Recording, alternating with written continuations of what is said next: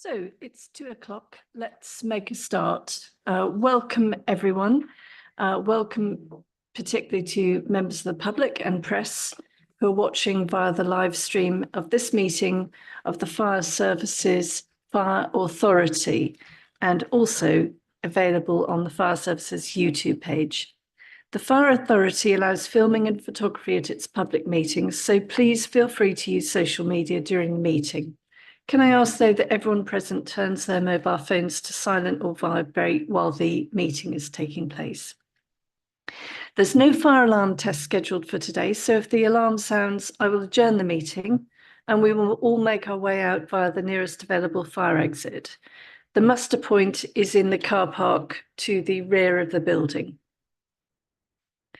So, first item of the agenda, apologies for absence and declarations of interest. Daniel, do you have apologies? Thank you, Chair. I've received apologies from Councillor Catherine Ray and Councillor David Over. And I believe also Sebastian Kindersley is apologies. Thank you. Does any member wish to declare any disclosable pecuniary interest or non-statutory disclosable interest? No? Oh, thank you. Sorry, Chair. With regard to item 12, I'm going to declare that I am the County Councillor for Alconbury and Kimbolton, that includes the Kimbolton Fire Station. Thank you. Yes, I also, Mainie's in my division. Thank you. It's very helpful having local members present. Thank you. Let us please turn to the minutes, and we're asked to approve the minutes on the 15th of June as an accurate record. If any member wants to raise a question on the accuracy of the minutes, can they please do so now? I see no objections, so we'll take that as carried unanimously. Do members have any questions about the action log? No. So we're asked to note the action log. Thank you. So first substantial item is Chair's announcements. I would like to thank members and officers for their flexibility with rescheduling this meeting. I appreciate not everyone could make the date, but it was important that we came together to discuss the items on what is a sizable agenda before the end of the calendar year. We also warmly welcome back Councillors Bond and Gowing. And I would also like to comment briefly on the fact that Mac Maguire is not a member of this authority anymore. We're very sorry to see him retire. He's been a fixture of this authority probably since its inception, since it existed. He's been the Fire Authority Chair for from 1998 until May 2007. He's been chair and of a member of the scrutiny from 2017 to 2021, chair of the Resources Committee, April 2006 to May 2007. He's made a huge contribution. I know we all would like to say thank you to him, but can I also ask Councillor Reynolds to say a few words about Mac? Thank you, Chairman. Rather than repeat anything you've said, and I certainly don't want this to sound like an obituary, it's not. Mac is doing quite well at home, although his illness will take a while for him to recover from. And indeed, I'd be very surprised if he wasn't watching us now on the internet. This Fire Authority does owe a great debt to him over the years. He's been consistent and a great source of knowledge to all councillors. In addition to the roles that you've highlighted, he was chairman of the Regional Management Board for a number of years and also held in the highest esteem at national level. So I'm looking forward to the day that we can welcome him back on this fire authority. Thank you, Chairman. Thank you very much. So as many of you will be aware, on the 29th of November 2023, HRH the Princess Royal visited the county to officially open Huntingdon Fire Station and Training Centre. HRH met colleagues and contractors involved in the build project, as well as whole-time on-call and support colleagues who work from the fire station. During the visit, the Princess Royal was not only shown our state-of-the-art facilities, but also a range of firefighters' skills, a rope rescue, road traffic collision, and a horse rescue demonstration, before unveiling a plaque and wishing everyone well. I hasten to add there were no live horses involved in the rescue. The Lord Lieutenant for Cambridgeshire, who accompanied Her Royal Highness, subsequently sent her thanks, stating that the Princess Royal had really enjoyed her day. So my thanks to everyone who played a part to make that day such a huge success. Although we will receive a full update on our strategy at the next Fire Authority meeting, I would like to take the opportunity to highlight the key points discussed at a recent sustainability board. The board is led by Matthew Warren and includes representatives from procurement, finance, health and safety, property, media and communication and people teams, as well as chief officers. They meet to discuss progress against our strategy, how we're moving forwards and leading the way in creating a more sustainable fire and rescue service. About single-use plastics. In 2022, we used 66,000 single-use plastic bottles. Our operational support group has now introduced reusable water bottles to help reduce this number. Colleagues are encouraged to make use of these bottles and refill them. A limited number of single-use bottles will continue to be available on station for resilience purposes. We're already reducing the amount of paper-based forms and switching to digital only. It's reduced the amount of paper used and couriered across the county, and while there are still a number of paper-based forms in use, over the coming months we'll be looking at alternative options and the impact of email traffic on our carbon footprint.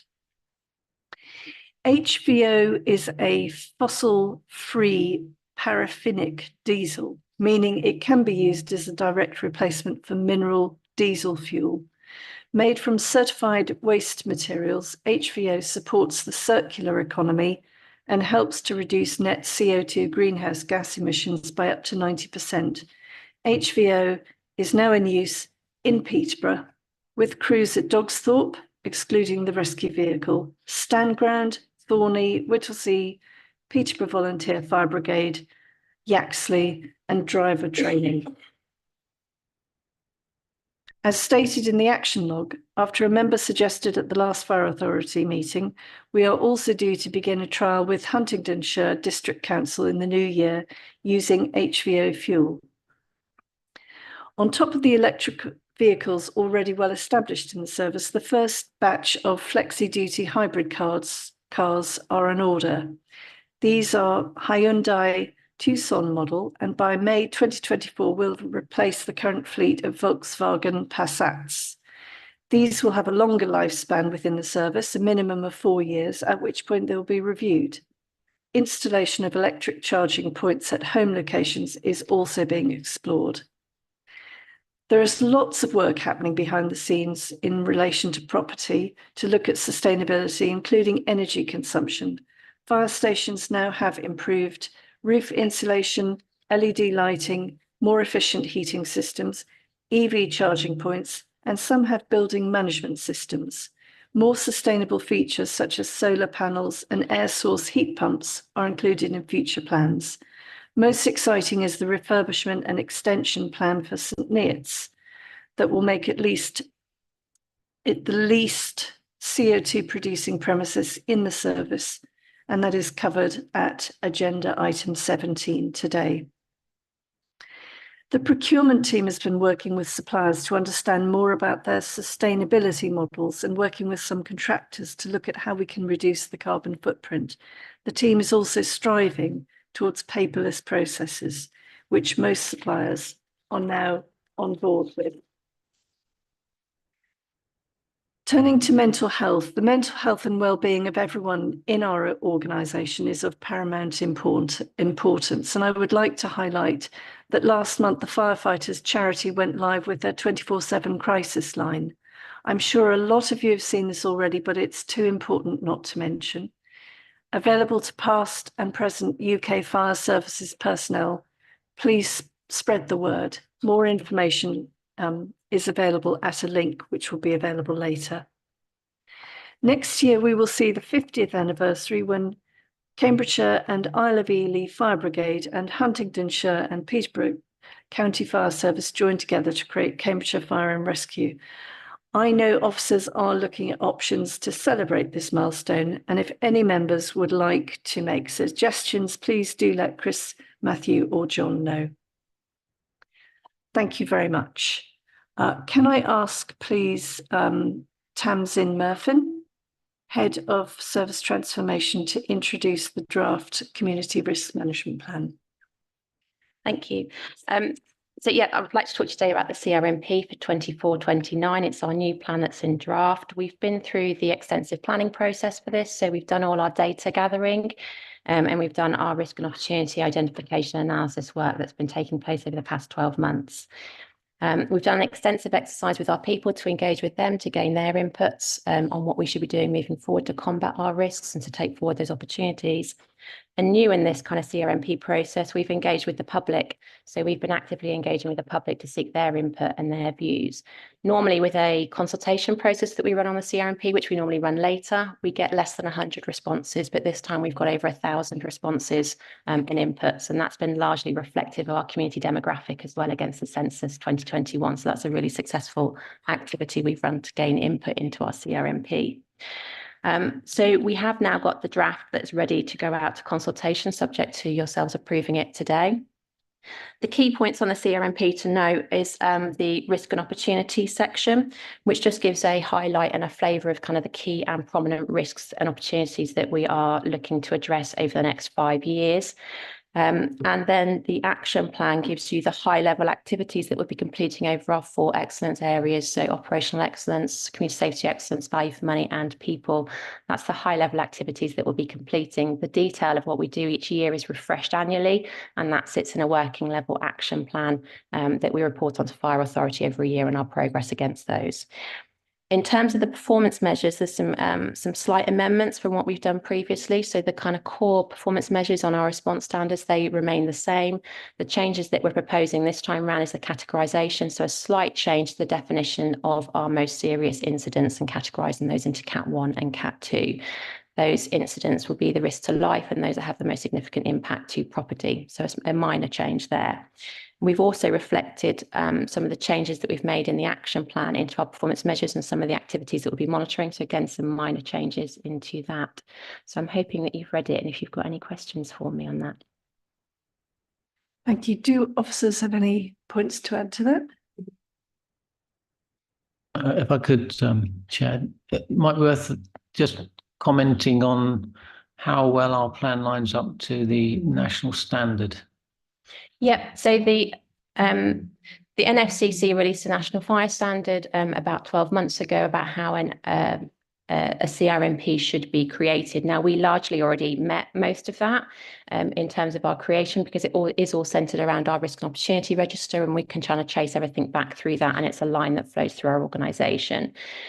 We had introduced last time round in our last IRMP, before it changed to a CRMP, the engagement with our people to gain their inputs. But the major change that we implemented as a result of the NFCC framework was the public engagement. And the idea is that we engage with them now so that helps us to shape and form our ideas and what we should be putting in there. What we got back from that public consultation was largely the feedback of the perceptions of risks that impacted the community, their awareness of our services and some of the barriers that they had in accessing our services. So those are the things that we've built into particularly our community safety activities moving forward. So we do comply with the NFCC's framework for how to complete the CRMP. It was a minor tweak, which has added that benefit to us. What we will be looking to do now is going out to a second engagement with the community, which is the consultation period.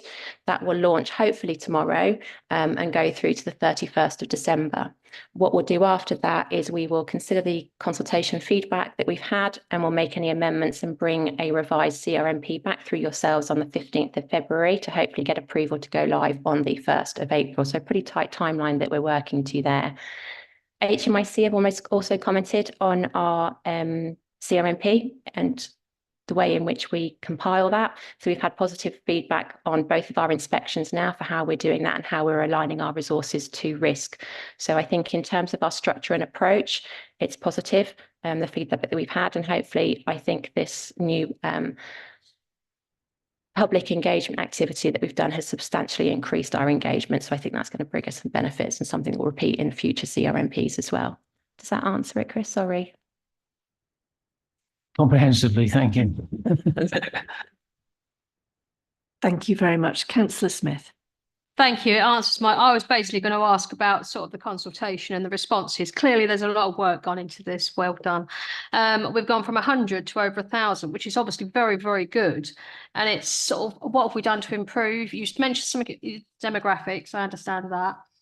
So there was a paper that came to the Fire Authority quite a few months ago. I think JJ presented it around some of the way that we were engaging with the community. So trying to use our partner agencies, putting information through those and asking them to kind of connect with those hard to reach communities if they've already got these bridges built. A lot of social media activity. So using Nextdoor, which is more kind of community based things. So a lot more targeted using, I think, Facebook and Instagram. Twitter to kind of engage with those different groups. And I think some of that is about breaking the questions down. So some of those would have been slow drip of questions. Some of them it would have been paper copies in libraries and that kind of stuff. So much more resource intensive approach, but using social media challenges more targeted. Thank you. It's clearly worked. It's clearly good. And obviously for the next time, even if we get more responses back, that's good. Thank you. Thank you. Councillor Slatter. Thank you. And I was going to congratulate you on getting those sort of responses, because it is difficult to get people to actually follow through and send in their opinion. Oh, that's it. I'm sorry if it's somewhere else in your many reports, but one thing I was looking for in the way of information with the other agenda items is the time of day when we have incidents that actually require the call out of an appliance. We've got lots of, useful information about what sort of events there are, but do you collect that? Because it seems to me that our risks at different times of day do vary for a variety of reasons. Yes, we do. So the work that my colleague Simon Thompson's been leading on, the operational risk response review, there's a lot of data that we've been using from the back of that kind of helps to inform us. But part of our work that we do as a performance team as well is we monitor when those incidents are happening. We look at 5 years and 10 years, sometimes historic data, to look at the patterns of the resources, and that helps us to build our risk and resource model. So trying to match that resource demand. So is that information in these reports at all? Like, it's not in this report. When do people have fires during the day? Yeah. 24 hours, I should say. Is it there? It's not in this report. It's in the background data that we compile. Right, so it can be circulated to you. I've not missed it. Thank you. Thank you very much for that excellent report. Do we have any other questions or comments? No, thank you very much indeed, Tamsin. Members were asked to approve the draft community risk management plan for public consultation. I believe everyone is happy with that. Thank you. That's agreed. Draft financial strategy. Can I ask Matthew Warren to introduce this report, please? Thank you, Chair. Good afternoon, members. You'll all probably be aware we got the settlement on Monday late afternoon. So this report was prepared before that statement and the detail was issued. However, what I can say is actually the figures presented in front of you are not materially different at all from the information that we have now received. So it will not change materially at all when I come back with the detail for you in January. In terms of the headlines, government have restricted the fire service to a 3% or below 3% increase in council tax, the lowest of any local authority, which obviously does present some challenges. Next year, the key challenge is going to be pay inflation, not least because we don't know what that looks like at the moment, although inflation as a headline figure is coming down. You've all seen today probably it's at 3.9% now. We don't know what pay inflation will look like beyond next June, July time.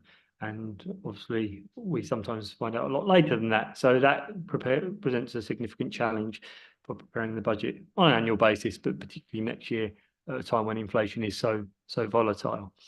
In terms of other factors here, in terms of the sort of medium term, just worth highlighting, obviously the year after next, there'll be a significant hit on our income stream because Suffolk have obviously chosen to withdraw from the control centre collaboration.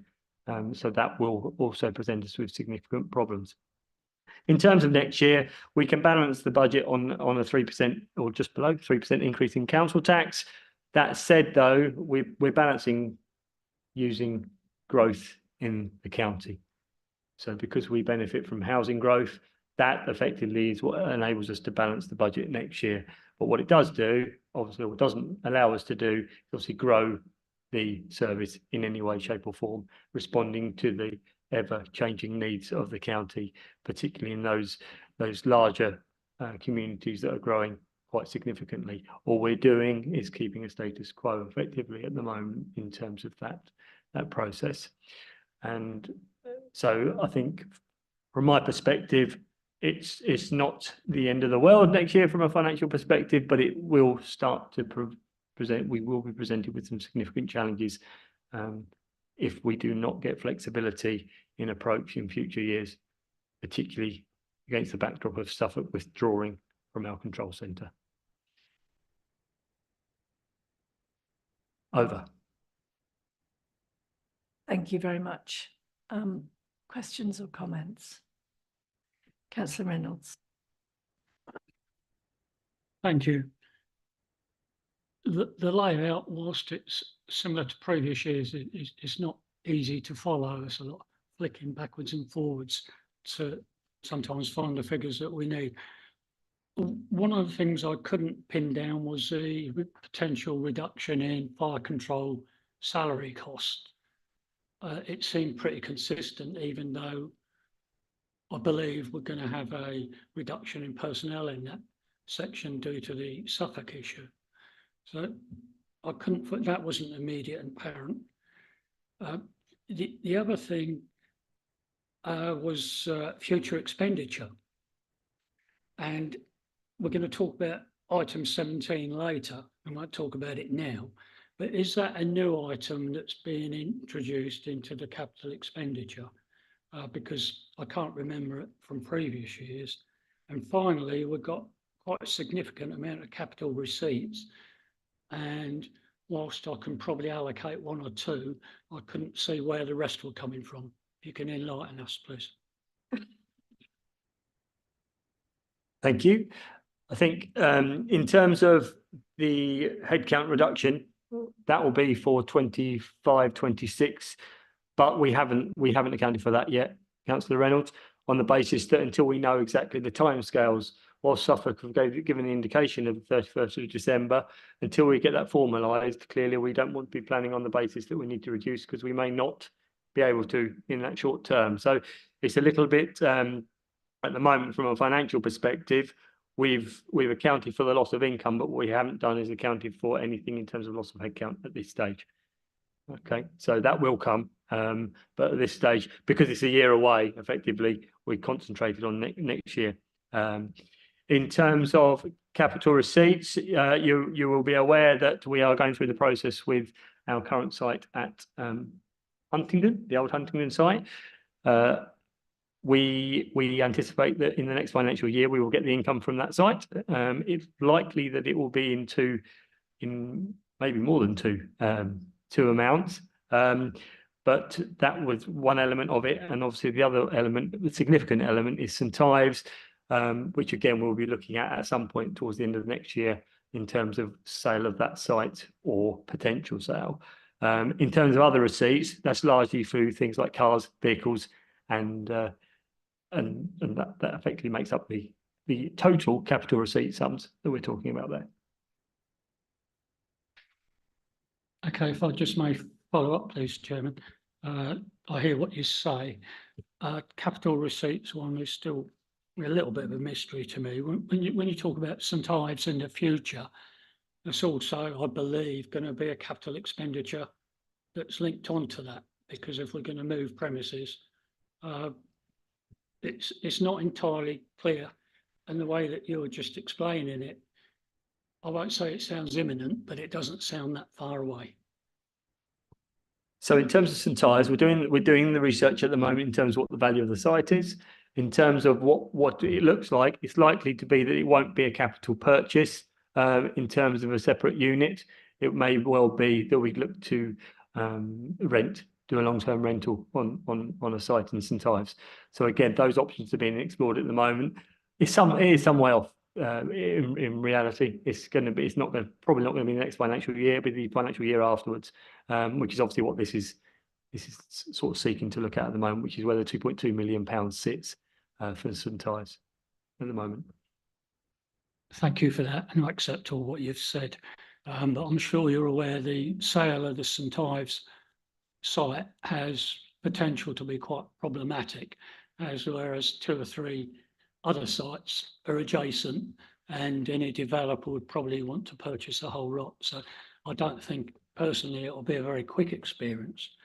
And when we received the report about the relocation of St Ives, I would like to think there would be arguments for and against from leasing as opposed to purchasing. Thank you. Absolutely, there'll be options, Councillor Maguire, and sorry about that, Councillor Reynolds. There will be options that are presented to you at that point in time. Thank you. I don't think the question about the item 7 being a new item on the capital expenditure was answered. I can explain it in more detail when we get there. You mean in terms of St Neots? It's not a new item.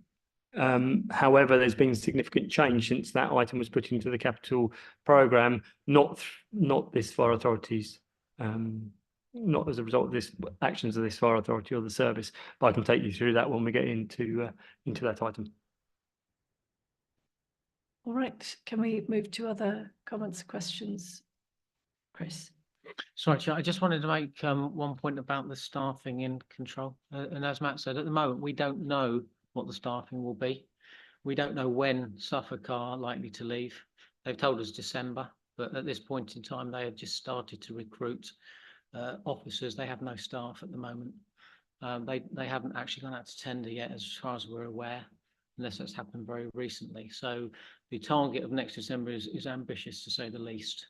So from our perspective, we are on a bit of a holding pattern, waiting to see. The likelihood is, and we've made the offer, that we would look to extend our relationship with Suffolk, because of course we wouldn't want to leave them in the lurch, but clearly there'll be a lot of discussions about how that looks, because we have to protect the interests of our own service and the community that we serve, as well as looking after Suffolk at the same time. So, you know, I wouldn't want members to go away thinking that we've got plans to reduce headcount right now, because we haven't. We need to look very closely at what we will need in the future, how that's made up, how we can then protect the staff who do a fantastic job for us right now. And actually, who knows what will happen? You know, there's a fair bit of water to go under the bridge before you reach that point in time. So just for a bit of reassurance. Thank you. Thank you very much for that. Are there any other comments or questions? Thank you. Members, we are being asked to review and approve the proposed strategy and summary medium-term financial plan for consultation. I'm seeing no objections, so is everyone's happy to support that? Thank you. So let's move on to the next agenda item, which is the draft annual governance statement. And in the absence of Councillor Kindersley, could I please ask Matthew to introduce this? Thank you, Chair. The annual governance statement is a statutory requirement. We have to do it annually. This has been through the Overview and Scrutiny Committee. In terms of the key points to highlight, most of it just sets out what our control procedures are within the service and the authority, gives an overview of how effective certain organisations, particularly external and internal audit, have viewed us over the last 12 months, and then it seeks to set out perhaps other considerations and some of the risks that we've already highlighted, particularly in terms of things like combined fire control, highlights those as a risk, the financial climate again, and really that's it in conclusion. Happy to take any questions. So questions, comments? Everyone content with that very helpful report? We are asked to approve the draft annual governance statement for external publication. I assume there'll be some little editing to before it goes live. Everyone happy with that? Yes, thank you very much. So let's move on to agenda item 7, Equality, Diversity, Inclusion Compliance Report, including the gender pay gap. Can I ask John Anderson, please, to introduce this very comprehensive and detailed report? Thank you, Chair. Good afternoon, members. So hopefully you've had a chance to have a look at the report. I'll just talk you through a few key points. So this is a reporting period from April 22 to March 23. So we're on a continuous improvement journey in this area. But so anything we've started on since March won't be reported here, but we'll bring it to you in next year's report. So during the reporting period, we've come out of pandemic restrictions, and there's been the effect still of the Great Resignation, which I'm sure you've heard Christine talking about at previous meetings. And that's been quite clear in our employee turnover figures. We're pleased to say, though, that even with increased employee turnover, we did continue to recruit, retain, develop and progress women and have further reduced their gender pay gap. So we're now at a mean of 7.99, down from 11.8, and a median of 6.94, down from 9.55. Most services not reported yet this year, so it's not very easy to compare to other services, but out of a few that have reported, we seem to be comparing pretty well at this stage. And we're pleased to say we're still the 3rd highest fire and rescue service for a number of female employees. We've increased the number of female managers in our whole-time service. We had 6 employees on maternity leave during the reporting period, and they've all returned to work. So what's gone well? Culture. We completed a gap analysis against the London Fire Brigade independent report on culture, and the findings from that are built into the action plans in our people plan. In terms of engagement, we ran an employment engagement survey, and we've improved the engagement since the last survey in 2019. Menopause. Continue to hold menopause awareness events attended by men and women, and implemented portable welfare facilities on appliances. Also, Hayley, who works in our media team and heads it up, has also been helping to lead on this on a national basis and has helped to organise a national conference on it. So we've been really leading the way on this. Neurodiversities, we've continued to improve the support and put in place external providers for specialist training and coaching, as well as partnering with Access to Work for funding. We have level 2 disability confidence accreditation. Recruitment, we've introduced community assessors to our interview panels to mitigate unconscious bias, and we help give feedback in all our processes. Children and young people, we continue to deliver our fire break programs for vulnerable young people, deliver 2 safety zones pilots for 6-year-olds. Accessible service, we collaborated with the Cambridge Deaf Association to produce multiple British Sign Language safety videos, which are now on our website. Safe and Wells, we've increased the number of Safe and Well visits to 6,320. We were awarded the Bronze Award for Employees Network for Equality and Inclusion. I'm pleased to say that this autumn we've been awarded the Silver Award. So what we will focus on continues to improve. We will continue to engage with ethnic minority groups within our community. Using the new census data, we have created dashboards for each station so they better understand the demographic mix in their area, and therefore they're better able to focus our community engagement. The employee value proposition. We review our recruitment branding to ensure it reflects our inclusive culture and candidates can see that we're a welcoming, respectful and professional place to work. Thank you. Willing to take any questions?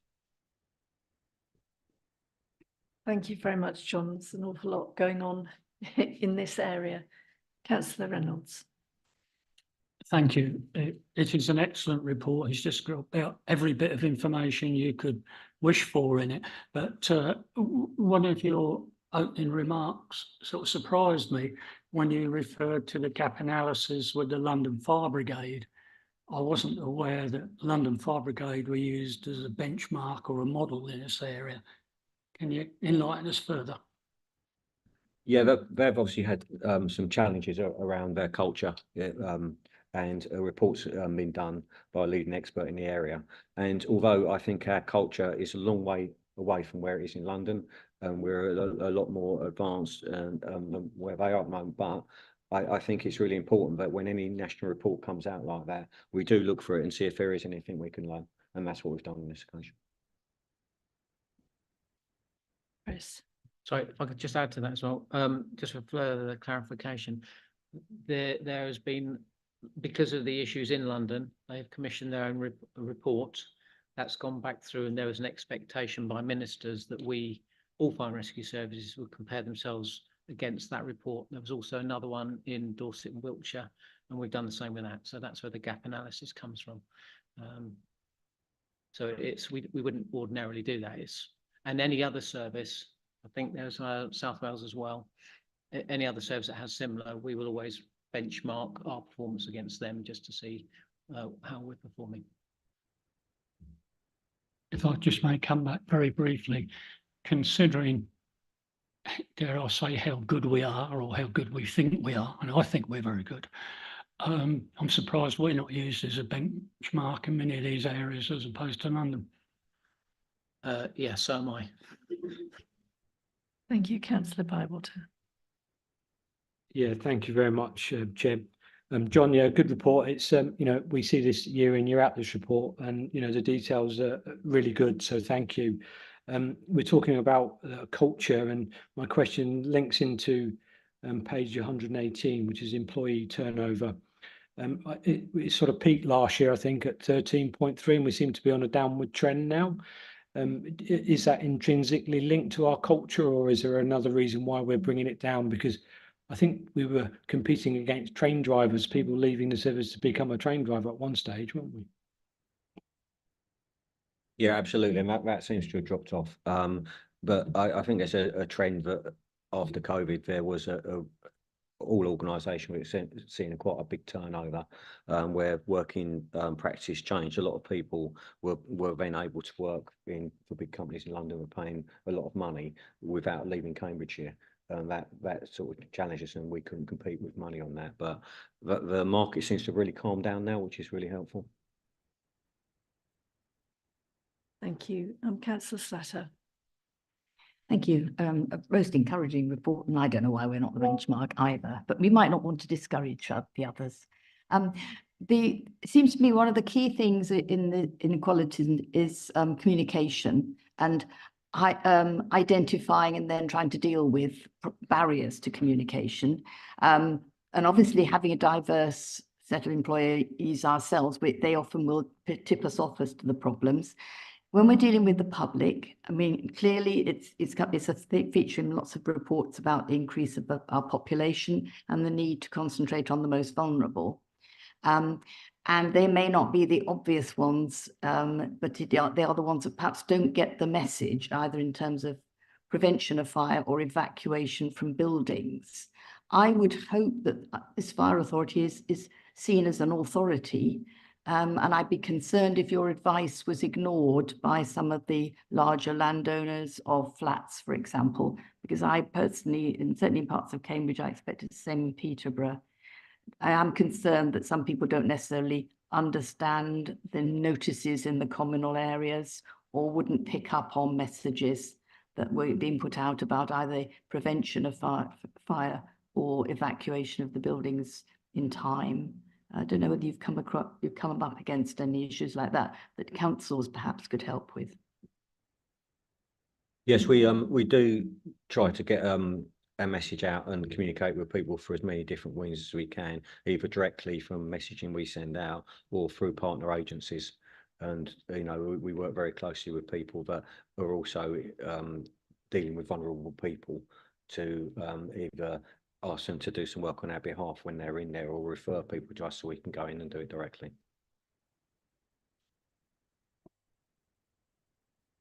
I would just hope that there is a mechanism that if you find that some, particularly housing associations, are not perhaps responding as well, I hope you can discreetly sound the alarm and get others to help you, get them to listen carefully to your advice.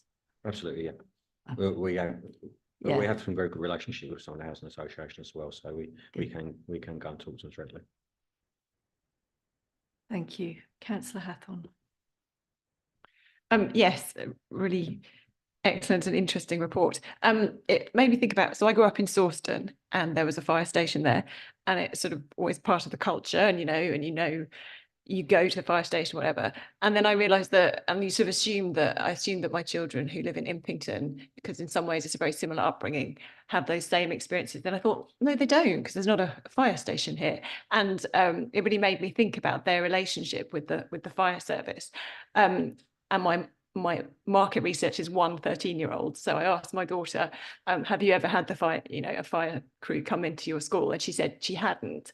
And I wonder if there is, if you haven't, so for speaking to younger people, I'm sure in Cottenham, they're far more connected to the fire service because they've got a fire station. Is there some sort of, what is the approach about engaging with schools and young people outside the sort of immediate communities where fire stations are located? And also an observation as a parent is that sort of at this time of year, they seem to still spend a lot of time, I don't know, watching videos. So there is like this gaps in the curriculum where things aren't so intense, which, people could come in and it would be a great thing to do.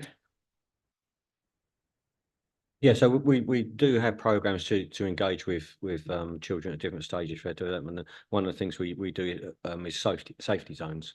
So we'll work with other partners where we set up a number of areas where people.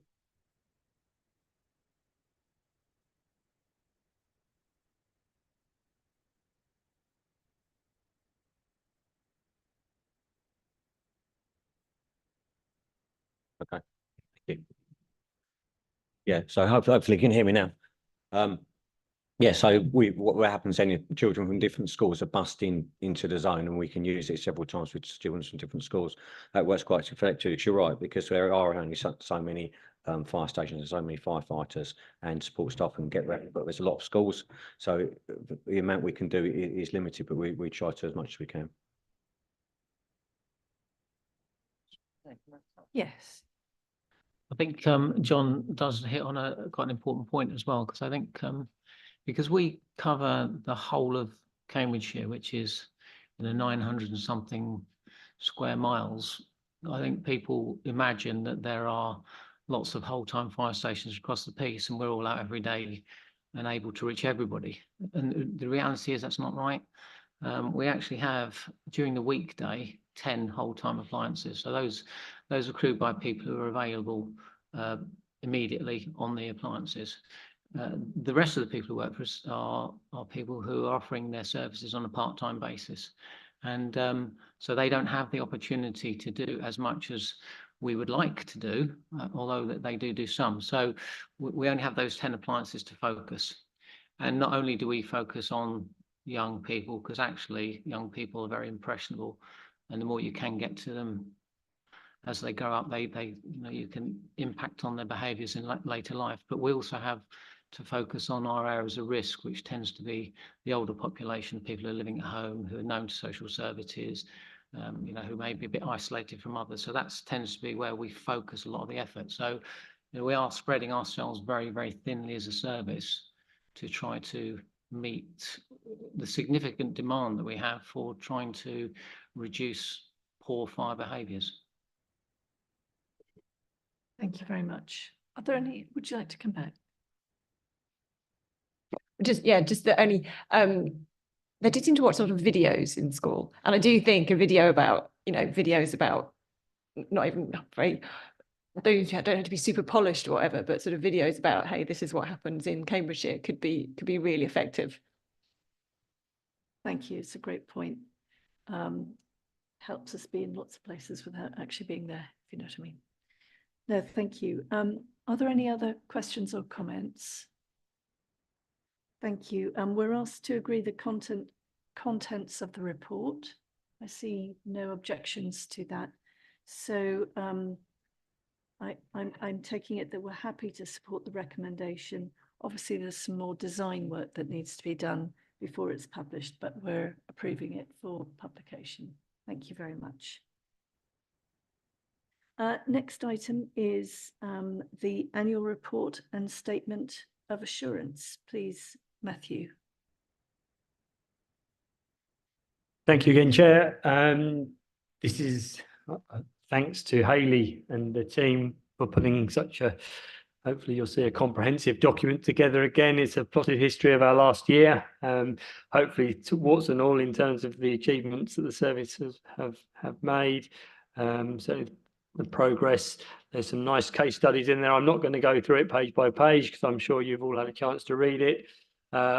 Really open to comments from the authority today, and then obviously we'll put together a formal design version with the view for publishing it early in the new year. But any questions, observations, comments are most welcome.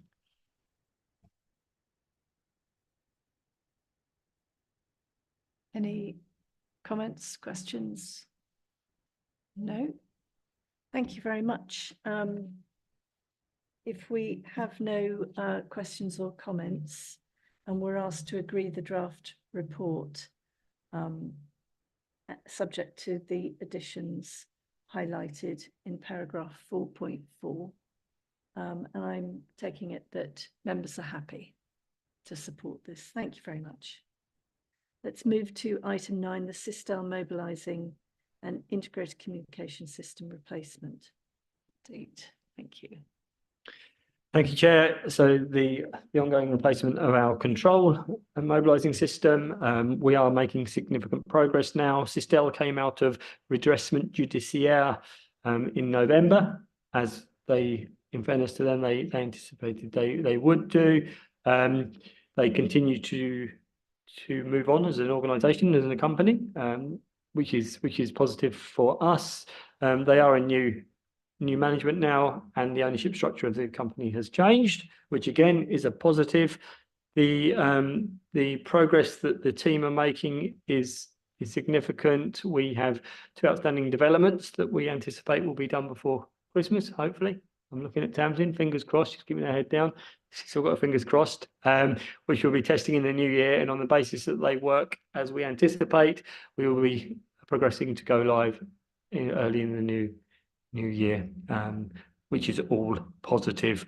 Actually, what we can say is the training today has been positively received by the control room as well. They are seeing the functionality and understanding that actually it's going to be of benefit to us as a service. So which is also extremely positive. So as things stand at the moment, it is all an upward trajectory, and we hope to hopefully be able to report back to you in February that we have a route to go live, which is positive news finally. I think in terms of, probably worth just saying about RemStack, our RemStack solution, because obviously that is an old solution.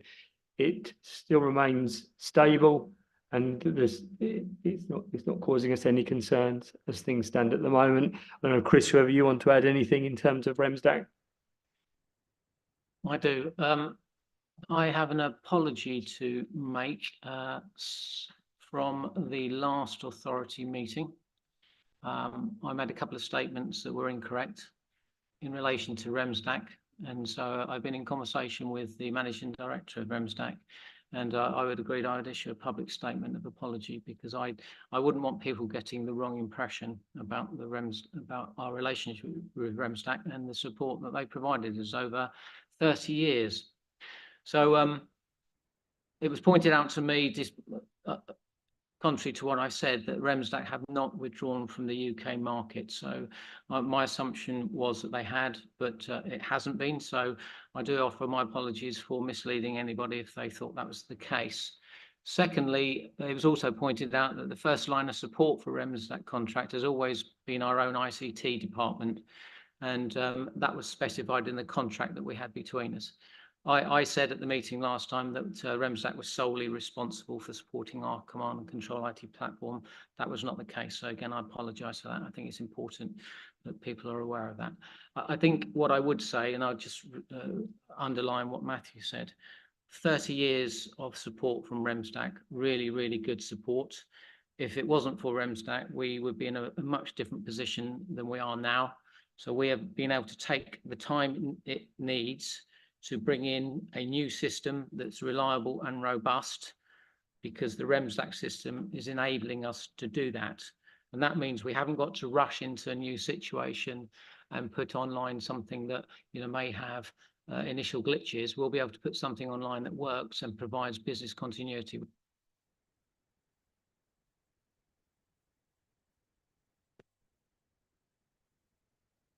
So we're having some failures here. Which is absolutely critical, because as you will know, that our command and control centre is a nerve centre, and without that we can't function as an organisation. So it's really important that we are able to provide that service and maintain it throughout the transformation that we are currently experiencing. That's good for us. That's also good for our partner Suffolk, who obviously have had their concerns, but because of the nature of the system we currently have, we've been able to enjoy the security that we can take our time and get the new system right. So that's my apology. And again, if I've misled anybody, I do apologise. Thank you, Chris, for that clarification, and generally excellent news about the upgrade. Councillor Bywater. Yeah, thank you very much. Yeah, and appreciate the update and apology, Chris. It's very good of you to do that. Risk, and it might be a technical question really, in relation to the big switch on, so to speak. So when we, as and when we do switch over, is there a contingency fallback? So if there's a failure in the system when we do switch over, will there be a backup plan? I'm assuming there is, but I just want it out there in the public domain really.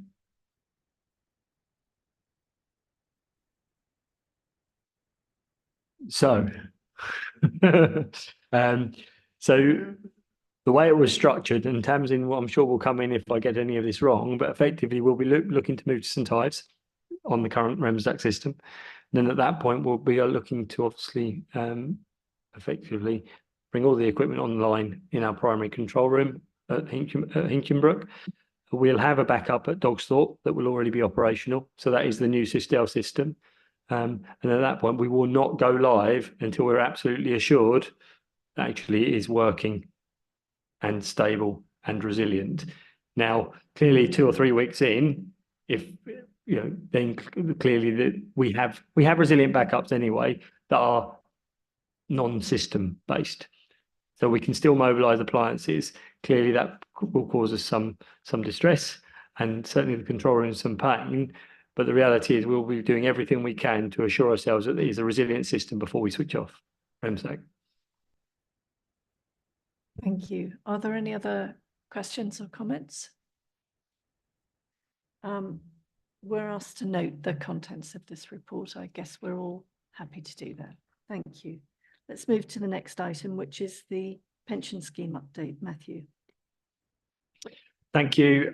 So finally, from the 1st of October, the remedy effectively comes into action, came into force.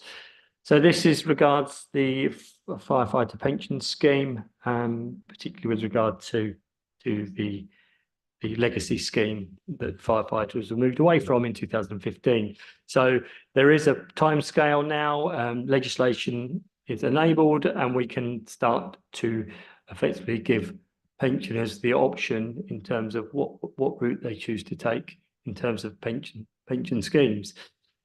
There is a process. It's a prioritised process. It starts with ill healths, and that's documented at 5.2 in the report. We start with ill health pensioners, then we move to beneficiaries, which is again is done on a prioritised basis. So those that are affected worst will be sorted out first, if that makes some sense. We have defined timescales that we have to deliver by, which we believe we will be able to deliver quite comfortably. We do have all of the records quite nicely. Not all services would be in the same position as us. So we will be striving and working extremely hard now between now and ultimately the March 25 date to deliver on those pension arrangements. So that is in relation to whole-time firefighters. There is also another piece of pension legislation or pension remedy, which is called the Matthews remedy, which is around on-call firefighters. And back some time ago, we did effectively offered an option for on-call firefighters to buy back pension.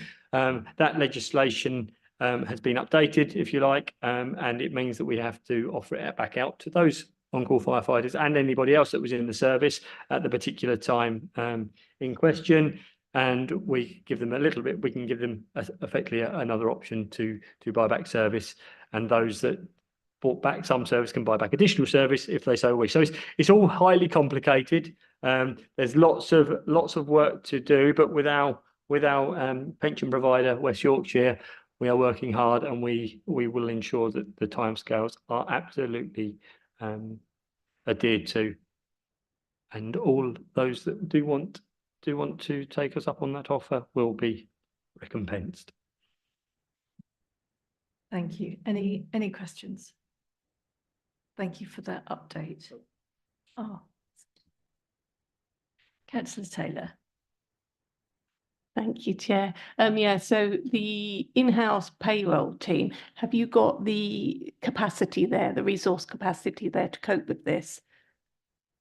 We are actually going through the process of trying to bring an additional resource in, Councillor Taylor, to ensure that we can deal with the additional capacity.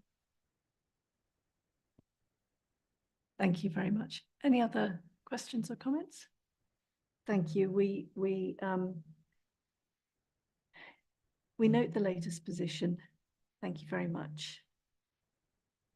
Let's move on to item 11, the Inspectorate round 3 update. Simon Newton. Chair, thank you. So for those of you that have been with us for a little while now, you'll understand this is the third round of our inspectorate by Her Majesty's Inspectorate of Constabulary Fire and Rescue Service. It was started in February of this year, and it was actually published in August. And I think it's an excellent opportunity for you to be assured, and our communities to be assured, that we're as good as we are telling you that we are. So an externally highly accredited body like the Inspectorate comes in and looks at us and then publishes very plainly what they find. This is the third inspection we've had. Importantly, this time around, there's been some changes. So it is a little bit difficult to compare some of the scoring that we've got this time around with the last two inspection reports. And that the main changes are the inclusion of an adequate grade. So there are 4 gradings initially. There was outstanding, good, requires improvement, and inadequate. Those were for the first 2 rounds of inspection. On this round, adequate was added. So every service that goes through their inspection now will also have the option of an adequate grade as well.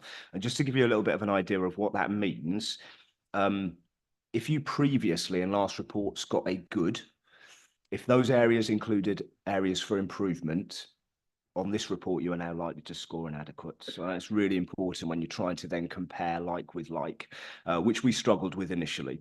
There are exceptions to that. So the inspectorate have been really clear. They're not an audit. This is an inspection. So they'll use professional judgment where they feel it right. There are some areas where you could score an area for improvement, but you could achieve a good if, for example, as we have in our ensuring fairness and promoting diversity area, where we got innovative practice and positive practice as well. So it's really important that you understand there is a new grade there now. It's not binary, but the inspectorate will use their professional judgment and the evidence they collated during the inspection to give us a grade. There are also the inspection process was elongated, so they take a lot more time now looking at and finding the evidence on which they base their inspection reports.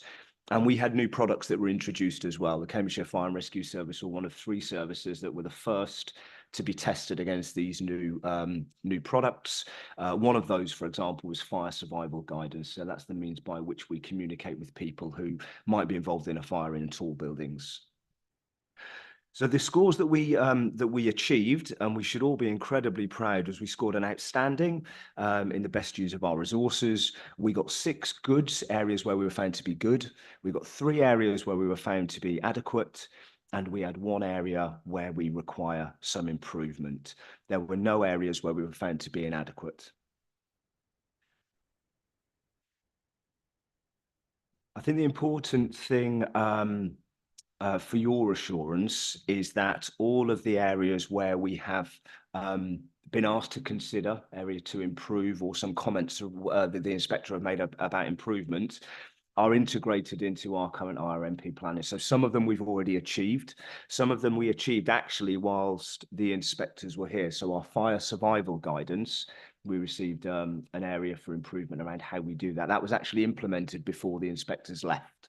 So one of the issues of being the first one up for inspection is sometimes you don't get as long to implement the things you would have ordinarily done as other services do. But the inspectorate pointed that out to us, and that was actually in place by the time they left, and we're now testing and making sure that that's fit for purpose and works the way it should. So all of those areas are either included in our current IRMP, they've been delivered, or they're going to be included in our CRMP for the next 5 years. Probably the national overview is an important point. We spoke earlier about whether Cambridgeshire Fire and Rescue Service are used as benchmarks and what have you. Unfortunately, we are not. Sadly, the sector does seem to be dictated far more by bad news than good. So we have had spotlight reports that the inspectorate have done, highlighting where they took all the evidence from all of the previous inspections they've undertaken to highlight areas around kind of behaviour values, etc. And those were the spotlight report in March that was issued, and there was an expectation that all services would look at those areas and start to implement plans, and we have to feed back to the inspectorate about where we are with that. Thankfully, Cambridgeshire has been working on its values and its culture for a number of years now, and we'll continue to do that, not because of a spotlight report, but because we know it's the right thing to do, and that's why we find ourselves, one of the main reasons we find ourselves in such a good position that we are now. We still wait for the spring 2024 annual assessment of fire and rescue services, which will give us a good indication of the themes that are coming out of the first round of inspections for this year. And we are also waiting to hear the outcomes of the thematic review that the Home Secretary has asked the inspectorate to undertake in terms of the handling of misconduct in fire and rescue services. So we've contributed to that, and we'll wait to see the outcome of those. We also have a new HMI, which we met on, who we met on Friday, Lee Freeman, and we won't see him again, I don't doubt, until we are next inspected in 26. So it was great to meet him though, and I'm sure that we'll have a very promising relationship as we move forward. I think from the report, the thing I'd like to highlight the most and leave you with is that despite being a small Shire fire and rescue service, Cambridgeshire continued to lead the way in terms of inspection and in terms of the gradings that we continue to get. And it should be an incredibly proud validation by this organisation, both for you and for our communities that we serve. I think there's a point to be made though, and it runs on really from Matthew's point about kind of our financing as we move forward, is that there will be a point at which we will struggle to maintain the performance that we have been graded against. And I think that that point is probably now. So I think unless we find our financial arrangements changing dramatically in our favour, we will continue to perform at the level we are with the inspectorate. We'll find that more and more challenging. But until that time, we should be incredibly proud of the results we achieved this year and the service that we provide for our communities. Thank you. Thank you very much. And it was very pleasing that the result and so much rich, a rich seam of incredibly constructive and helpful information that came from it. Thank you. Chris. Thank you, Chair. Just a couple of points to add to what Simon's been talking about. Just put it into context, 83% of the comments that were in our report were positive. So that's pretty good. And in comparison to others, that's a lot better than some other services. The last three reports, because they come out in batches, the last three reports, there were 33 opportunities for those services to receive a good in their reports. They got a total of 3. So there is no doubt that the scores that services are receiving are not going up. And that's because of the adequate grade. We are seeing quite a lot of services being adequate where they were good before. So our results need to be put in context with that. And I guess one other comment, as Simon quite rightly pointed out, in our inspection, there were 5 areas where we were identified as either having promising practice or innovative practice. No other service to date has received more than 2. So that also puts into context the fact that, and again, and I take no credit for this, this is all the work of the officers who are sitting up that end of the table. We support them to do some fantastic work, and all the people who work in our organisation who really are improvement minded. They want Cambridgeshire Fire and Rescue Services the best it possibly can be, and they work really hard to do that, and they should be rightly recognised for what they've achieved with very little resource to do so. We don't have some of the resources that some of the larger services have, but we still are able to punch well above our weight. So that's all I wanted to say. Thanks, Chair. Thank you, Chris. Comments or questions?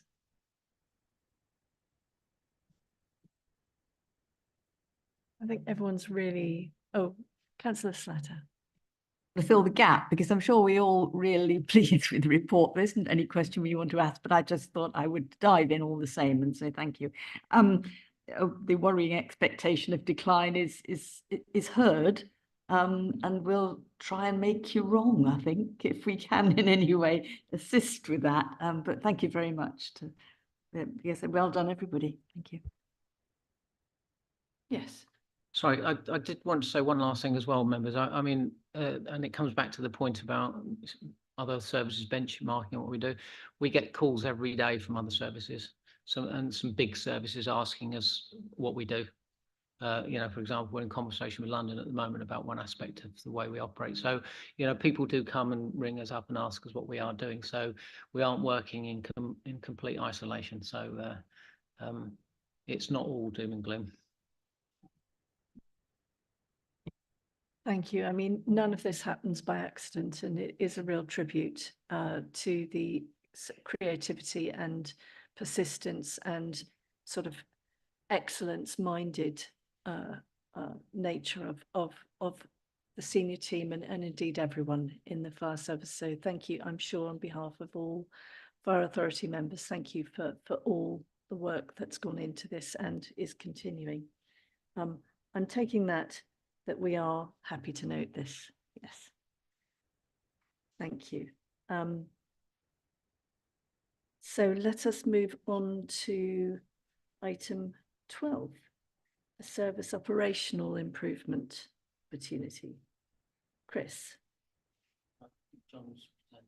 Oh, I'm sorry. Okay, thank you, Chair. Hopefully you can hear me at the moment. Yeah, so hopefully you've all had a good chance to read the paper and consider its contents. Just want to talk you through about how we've got to where we are in terms of our thinking and what the proposals are. So it's interesting, the Chair pointed out that the service is 50 years old next year. And if we think about how much the world has changed in that time and how much this county and the communities we serve have changed in those 50 years, but largely all our fire stations are still where they were 50 years ago. And pretty much most of them are still crewed in the same way they were 50 years ago. So you think we've had significant changes to the demographics. People's lifestyles have changed massively. You look at the built environment, the impacts of climate change, traffic levels and technology. And the way people work, I mean, even just after the pandemic, the way people work has changed massively.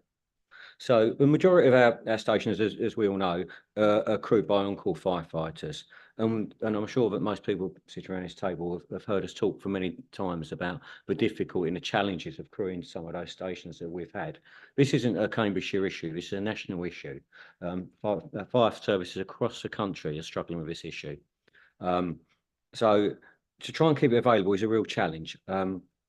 People are just not about in the populations that we serve during the day, particularly. And when you look at an on-call fire station, in order for it to work effectively, for a one pump station, you need about 15 firefighters committing 80 hours of fire cover a week. I think about that, 80 hours of fire cover a week. That means for those 80 hours, they cannot leave that village, usually. So they need to stay within 5 minutes of that fire station. So the challenge we have in a lot of our communities, we can't get enough people that are willing to provide that level of commitment, particularly in stations where the numbers of calls are very low.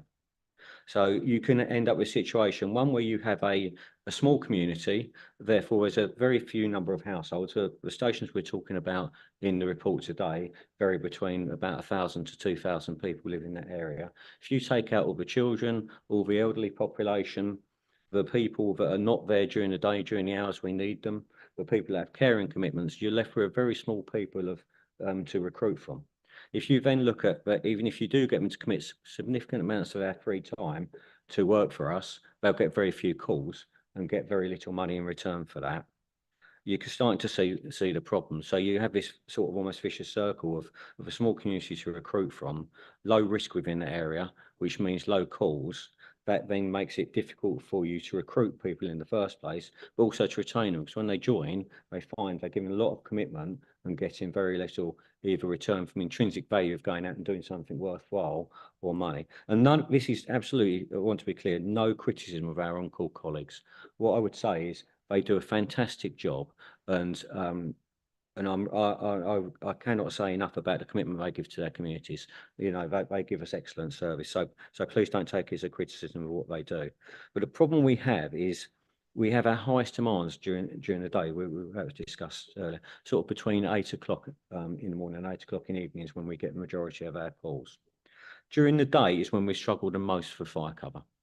So during the weekdays, we have 10 whole-time appliances available, which we can rely on, and the rest is made up for on-call. We need at least 14 appliances available. Most days we have 16, 17, sometimes down to 14 available. So there's very little made up from our on-call colleagues during the day. At weekends, when I first started being involved with on-call stations, we could have people providing on-call cover at evenings and weekends. What we're finding now, weekends are a real struggle. People don't want to spend their weekends providing on-call cover. They're not about in those communities at the weekends or weekends evenings. And the problem is, at weekends at the moment, we lose 2 appliances during the daytime. So Ely and St Neots, who are 5-day crewed, are not available at weekends. So we have left whole-time appliances yet we're still during a busiest period during the days. So we understand this is quite a challenging conversation to have, but we think it's the right time now to review what we do and to think if there's an opportunity to provide a better service to the public and a more reliable and availability during daytime hours. So hope you've all read the proposals, and what we're proposing to think about doing is we want to go and explore the idea of moving some of the resources away from the areas that are lower risk, where we have getting lower calls, and and in reality we were absolutely struggling to keep those appliances available, and for a lot of time they aren't available now. So for a lot of those communities, for a lot of the time when we're getting most calls, they will not see a difference because their appliance isn't available anyway. To providing 2 extra whole time appliances at weekends, so that will give us 10 pumps available every day of the week. And also what we'd like to do is increase the flexibility, or what we're thinking about doing is for when those whole time appliances are, when the on-call appliances are available at the day crewing stations, we can then move those whole time appliances around the county on a dynamic basis to cover gaps in fire cover, provide community safety activity in our hard to reach communities in rural areas, which we've been struggling with for some time, and provide a better response across the county. So that's what this paper is talking about and proposing. Okay, Chris. So, and thanks, John.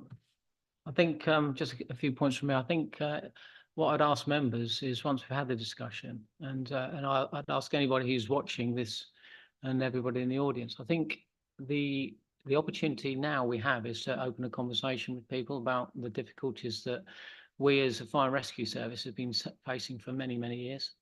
So we've been trying to recruit and retain staff at our rural stations for many, many years, and we have struggled.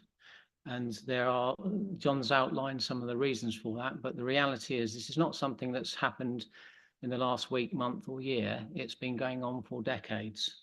And we're seeing a gradual reduction in the number of people who are able to commit the number of hours that are required for us to be able to provide the cover that our community, and this is where I ask for help, think that they are getting. So if I align what we provide to the 4th emergency service, the AA, you pay your £100 and you expect the AA to provide you 365 days of cover, 24 hours a day, any day of the week. And I think in the community's mind, that's what the fire and rescue service does. And when they think about their local fire station, whether that's in Mainey, Cambridge, Peterborough, wherever it happens to be, I think in the public's mind, they believe that when there's a fire call, that fire appliance from that location comes to their fire or their incident or their emergency. That is not the reality. And in our more rural communities, where we provide the fire station, we provide the fully kitted fire appliance, we do not provide the crew. The crew comes from the local community. And as John said, that crew has to live within 5 minutes of that fire station. So the pool of people is very small. And we're finding it really, really hard to attract enough committed people to do the job. Those people who do it, as John said, I take my hat off to them. You know, some stations, I do not know how they manage to provide as much coverage as they do. What I do know, though, is they are committing huge numbers of hours and I guess it is a hope, because most people join the fire service to do the job in the hope that they will receive calls. And the reality is they don't, which is why we do struggle to retain the people who put themselves forward. So this has been going on for a very, very long time. So, you know, I think that needs to be explained, because it's perfectly understandable why somebody who believes that their local fire station is always available is then going to be taken away from them. But the reality is that's not the case. Of the 3 stations that we're talking about, not one of them is available more than 2 days in every week. So that's 2 days in 7. So back to the analogy of the RAC or the AA, or Green Flag. If you're taking on that cover and then someone says to you, yes, I can provide you that emergency cover, but it won't be during the day, probably. We're going to have a bit of a problem at the weekend. Oh, and we'll be able to provide you cover at nights, but then we've got lots of cover elsewhere as well. I think most people would probably challenge whether they're getting what they are expecting for the money that they're paying. And that's the position we're in. So this is an opportunity to open up a conversation. And we're already receiving thoughts from our local community. I've received a letter yesterday from Doddington Parish Council, who quite rightly expressed their concern. But it's very clear in the letter that I've received that the impression is that the fire station they're talking about, which is Mainey, is always available. And the fact is it isn't. It's not available very much at all. So that's the conversation that, whether we like it or we don't, we are going to have this conversation. Because if we don't, and I'll use a quote that's attributed to Henry Ford: if you always do what you've always done, you will always get what you've always got. So what I'm saying by that is, if we continue trying to recruit and retain in the way we have been doing, we will see a continuing demise of our on-call fire and rescue service. It has been noted in our HMI report this time round that Cambridgeshire, we consistently meet our whole-time availability standard, but our on-call availability has been declining. So this isn't something that's fresh today. It's been going on for a while. We need to do something about it. So I guess, members, what I'm saying to you today, we're not asking you to make decisions about closing any fire stations today. What we're asking you to do is to give us what we're informing you is we are looking to go and talk to our communities about the situation, talk to them about the problems we have, explain why we've got the problems, and put forward a proposal that we believe will provide a better level of service to all of the communities we serve across the whole of the county. Because as John says, at the moment, we can't guarantee a 24/7 service, and it becomes more difficult at the weekends when we don't have enough of our full-time availability. So if we can provide it in a better way, we believe that's a way forward for us. But we do need to have those conversations. We need to get people's views and opinions so people understand why we're doing it. And hopefully people will recognise why we're suggesting it and why things have to change. So that's me said. Thank you. Thank you very much, Chris. And just to remind members, I'm sure everyone's got things that they would like to contribute, that as has been pointed out,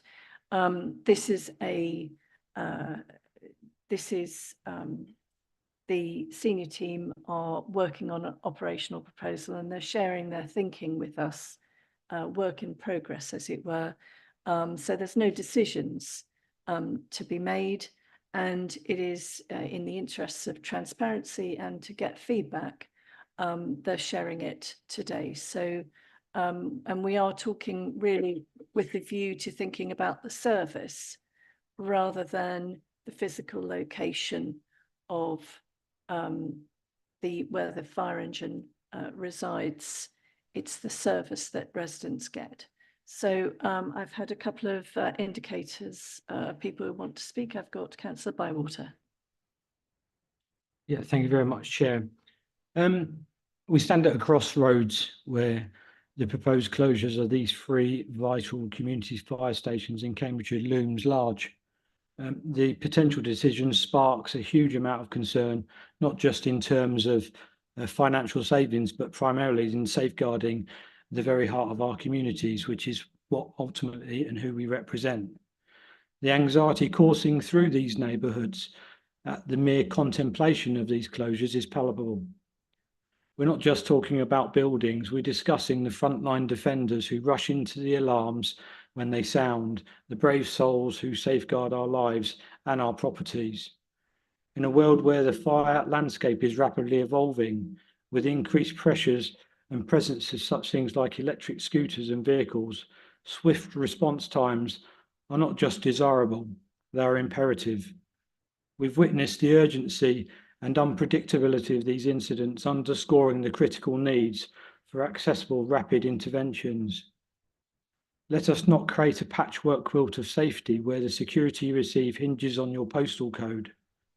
Every individual in Cambridgeshire deserves the same level of protection, regardless of where they reside. It's not just about numbers on a budget sheet. This is about lives and livelihoods. So therefore, I implore you, Chair, and the senior management team making these decisions and to consider the gravity of this situation. Our communities rely on these fire stations, not just for their structural presence, but for their peace of mind they provide. Let us not compromise the safety for the sake of short-term gains. Let us prioritise the security and well-being of our citizens, ensuring a resilient, equitable fire service accessible to all corners of Cambridgeshire.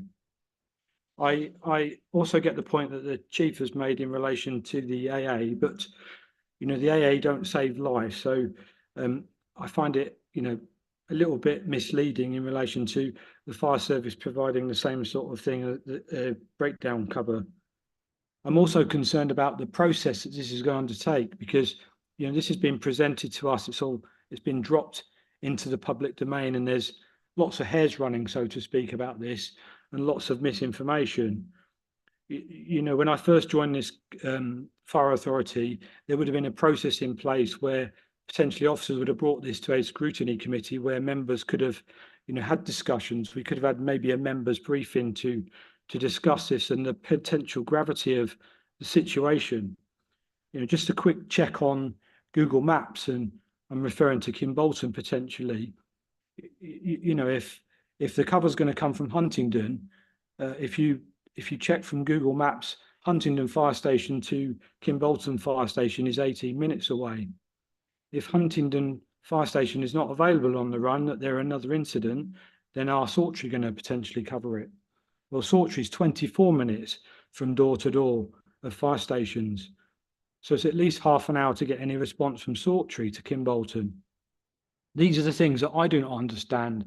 These are the things that are not clear to the residents. I have massive reservations in relation to this. And I'd also ask what criteria is being used to determine which areas of saving take priority. This time last year, we had a long list of potential savings plans, and they were scaled in relation to risks, high, medium, and low risks. We haven't seen any of that. So I can't put this into context or any understanding on how this could be a benefit to Cambridgeshire. I'm open to listening to the debate, but I have major reservations on this. Thank you. You made a number of points. I don't know, would you like to answer them? Thank you. I think we can just as I could say as an opening remark, I think we all agree on your points about ensuring service for continuity and service for all residents equally. I think that's absolutely, in a way, that's why we're here, isn't it? Thank you. Thanks, Chair. Just for some reassurance, Councillor, this is not a financial, there's no financial drivers behind this. So we're not looking to save money. What we're looking to do is use the money we have as effectively as we can. I come back to the point I made. I hear your point about the AA, but my view is the truism remains. Ultimately, our community expect that their fire station will be available, and the reality it isn't. So we are moving towards a position where we were still able to provide a fire station in Mainey, Kimbolton, Sutton. I mean, Sutton is a particular example. And we can provide the fire station a fire appliance and all the kit on it. We can keep it maintained and ready for use. What we can't do is provide the crew. We can advertise and try and attract people to join the service, but we've been wholly unsuccessful. So if I take Sutton, for example, we had a 2-year period where, and it's in recent years, where we had one firefighter at Sutton. We can't turn a fire appliance out with one. We use 3 at now, and it's a more recent thing, but 1 is not enough. So, we are moving towards, and there is a gradual decline that's taken us in that direction. So we are finding it harder and harder. And sorry, I thought I'd turn that off. So we are fast moving to a position where we are struggling to provide the service. So as I said, it's not a financial decision. In terms of people knowing what we do, it's really important that we operate in an open and transparent way. So we have spoken to all our staff. We've sent letters to MPs. We've sent letters to the Prime Minister and the Home Office. We've spoken to local councillors. We've spoken to all members offline about the thought process we have, and we've been trying to explain why we're taking the action we are. So we haven't done it lightly, and we are doing it in a way that we are hoping is being very open and transparent. And we're not at a decision point at this moment. We're just making sure that everybody is aware. And I think the people we haven't spoken to right now is the community, which is the opportunity we have today, because this is being broadcast and it'll be publicised. And it's really important we do speak to the community, and we need to know what their issues and what their concerns are, and we need to be able to explain ourselves very clearly, so that when we come back to you as members with a decision, whether that is to move ahead and shift our resource within the same budget to try and improve the service we provide across a 7-day period, or we don't, everybody will be on the same page and everybody will know why we're doing what we're doing. So, you know, my preference is we don't spring it on people. We make sure everybody is aware of what we're doing and why we're doing it. I would just say one other thing about the on-call system. The on-call system is a very, very cost-effective system when it works. So I will cite, there's a couple of stations I could, but I'll just cite one. March Fire Station. It's a very, very cost-effective model. We are turning people away from March. People want to be firefighters. The difference between March and Mainey, which is a short distance down the road, is there are 23,000 people that live in March. And the risks that are in March means that they get a lot more fire calls. So we find it very easy to hold on to our staff. So it becomes a very cost-effective model. It's not a cost-effective model if you have a station where, Mainly, for example, we can't crew that fire appliance for more than 2 days in every week. So it then becomes, to use the words that have been raised, a bit of a lottery as to whether you'll get your fire appliance from that station or another. So if we take Kimbolton, for example, the first pump to turn into Kimbolton on most occasions is St Neots now, at this moment. And the same goes for Sutton. Ely turns into Sutton on most occasions.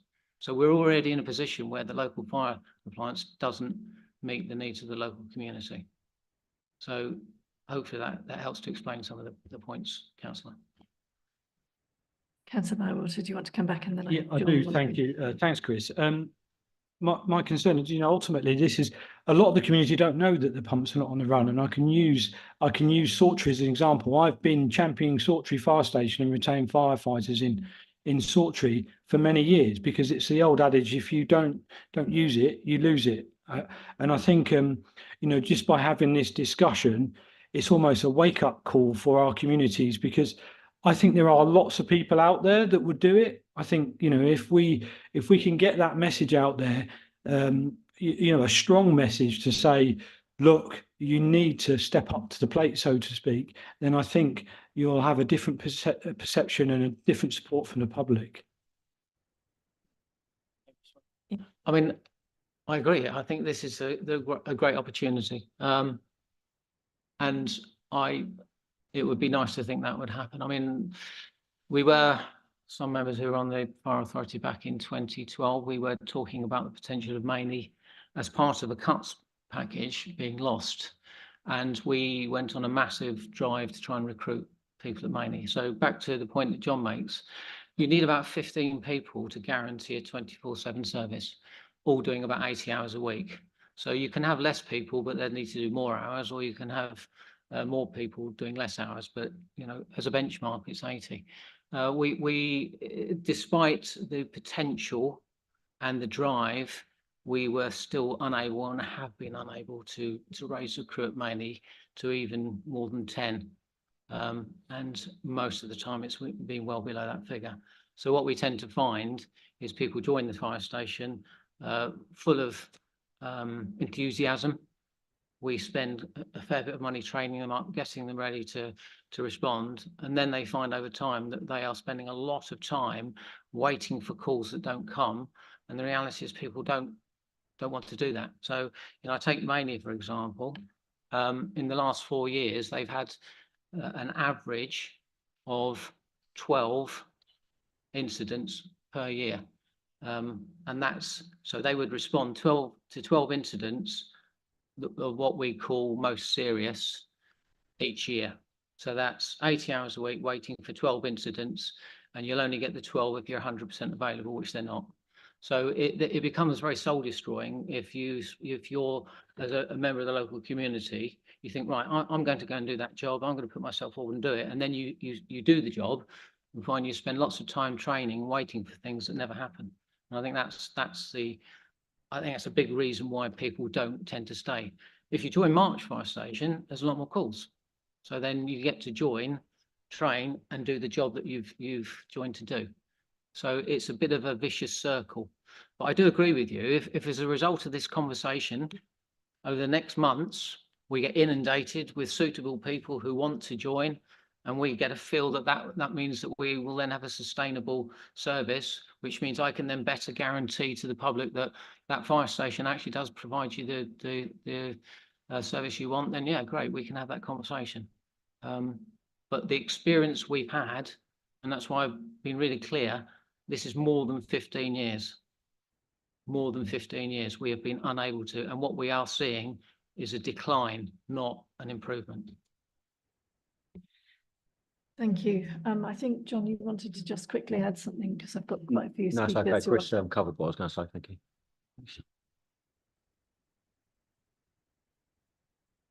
Sorry, do you have it, or it's been covered? Yeah, no, Chris covered it for me. Thank you. Oh, excellent. Thank you. Councillor Gardner. Thank you very much, Chair.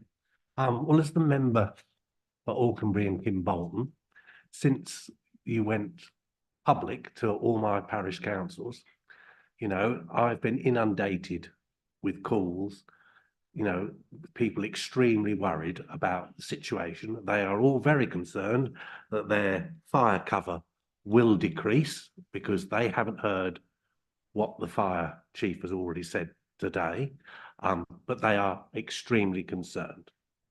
So we obviously have not got the chief's view across to residents sufficiently yet, but with regard to Kimbolton, and I can only speak with regard to Kimbolton because that is in my division, we have got a school there that has got children boarding overnight, which is again a very high risk situation. You've got prison at Perry, which is again another high risk situation. We are losing only one of 2 fire stations either side on the west of the A1. So, we are making, as it seems to me, the likelihood of getting to an incident to the west of the A1 much harder for a Cambridgeshire fire engine than it is now. Because if St Neots, for example, the chief has already said that, 9 times out of 10, it is the St Neots fire appliance that goes to Kimbolton. But if that appliance is not available because it's gone somewhere else, and then there is a major incident at Kimbolton School, I should just at this point, Chair, tell you that I am also a governor of Kimbolton School, so I need to declare that interest just while I'm. But if there is that point, who are we going to ask to come and cover that if we can't get, our on-call firefighters to that point? Are we going to be asking Bedfordshire, Northamptonshire to cover the Cambridgeshire? We need to know who we're asking. If we can't do it ourselves, who are we going to be asking? The next thing I would like to know is, with regard to all those on-call firefighters that we do employ at Kimbolton, Maney and Sutton, what's going to happen to them going forward? because I think they deserve to know. You know, I've heard rumours, oh, well, they'll be sent to St Neots on a Saturday and told to sit there. I don't know whether that's true or not. But, you know, we need to know precisely what we're talking about, and we don't. And I think all that's occurred is that we have sent hares running across the total area, whereas I think if we'd have done precisely what Councillor Bywater, said earlier, where we discussed all this previously, where we were given options and everything else, like we were last year, you know, if certain things occurred, we would look at it. But that hasn't occurred this time. All we've had is this paper put in front of us, and, you know, it almost seems to me as if, and to the residents of my division, that it is a foregone conclusion that Kimbolton, Sutton and Mainey will close. Now, from what the chief has said, that is perhaps not the case, you know, but we do need to be sure where we're going and what sort of service residents are going to get if this does occur. You know, because when we had spate conditions last year, Kimbolton Fire Station was outstanding during that time. They were out fighting, you know, you couldn't fault that. Now, what's going to happen? Because in the report we had earlier, we saw that the risks for climate change and all that sort of thing were increasing. What's going to happen going forward? We might only, you know, as the fire chief said, we might only have fire station operating two days a week. But if that 2 days a week is our critical 2 days a week, when there's a major incident, say in St Neots, a major incident out in the west, you know, how are we going to cover all these things? Because invariably, moving forward, you will find that you don't just get one to become a major incident, you get a group of incidents occurring at the same time. So how are we going to cover that going forward? And really, Councillor Bywater then has said everything else I wanted to say. So they're just the points that I wanted to raise at this stage, but I may come back, Chair, as I listen to it more. Thank you very much. And I would, and I absolutely take on board and understand the points that you're making. If I may, I would offer a counterfactual, which is, what if an incident happens in one of those days when a fire engine is not manned, and we could be criticised for having a lot of fire engines stationary and unused, when we could have had a different system which enabled them all to be used. So I mean, I think there are alternative ways of looking at these arguments, and I would also just add that we aren't looking at proposals today. The proposal is still being worked up. So, Thanks, Chair. And I think this is again a good opportunity just to provide a bit of reassurance on some of the things that you've raised, Councillor, because they're all important points. So when Kimbolton are not available, so just out of interest, I was just looking at the data sheets here. So just put some numbers around that. So at the weekend, we're looking about unavailability of 78, just under 80% unavailable. During the week, 76%. That's during the day. Of course, our call profile tends to be, we get more calls from 8 to 8 morning and evening. So at the moment, most of the time, a lot of the time, we are getting a response from elsewhere, and that generally comes from St Neots. But the point you make is also right. During spate conditions, what we do as a service is, if we have a spate condition in one part of the service, we move pumps across to start covering. So that's what would happen. That's what does happen. So the next nearest pump will be moved. If you start getting holes in your fire cover, then you move other pumps from around the county. The big problem we do face, and you raise as part of the conversation, you raise it.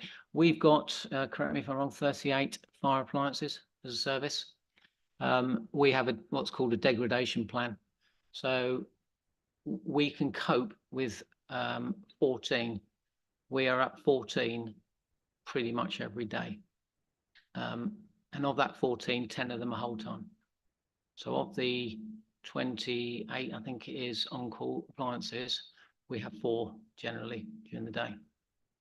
So this isn't just Mainly, it's not just Kimbolton, it's not just Sutton. This is an issue that we face across the service. It's an issue that the on-call service faces across the country, and it's something that's getting worse and worse and worse. So, and we got to think about how we can use our resources more wisely. And this is really important that we do open up this conversation. And, you know, it just come back to the point about the timing of talking to people. If somebody knows that you have been working on something for 6 months, they have 6 months to think about what you've been working on and wonder what it is. And generally, my experience is that the things that they come up with are a lot worse than the reality. So the approach that we take as officers is, if we raise it as soon as we can then get the conversation going. And as we start moving towards a decision, one way or the other, the people who are affected by it can contribute to that and have an understanding of how you got from point A to point B. Experience tells me that not telling people and keeping it quiet doesn't work.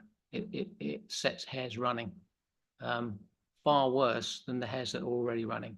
So irrespective of when we tell the community about what we're thinking, when they hear, there will be a huge amount of uncertainty, a huge amount of questions that they rightly have that we should be seeking to respond to.